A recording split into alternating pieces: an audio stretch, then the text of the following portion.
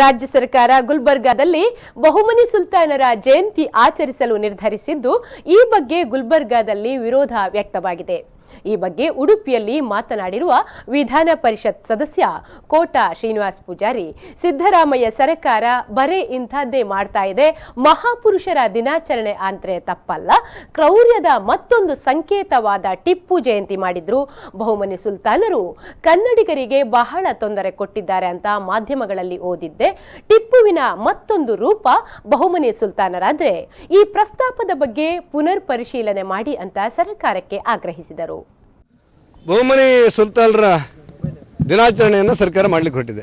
ನಾನು ಸರ್ಕಾರಕ್ಕೆ ಹೇಳೋದು, ಸಿದ್ದರಾಮಯ್ಯ ಸರ್ಕಾರ ಇಂಥದ್ದೇ ಮಾಡ್ತಾ ಇದೆ. ಯಾಕಂತ ಹೇಳಿದರೆ ಅನೇಕ ಮಹಾಪುರುಷರ ದಿನಾಚರಣೆಯನ್ನು ಮಾಡಿದರೆ ತಪ್ಪಲ್ಲ.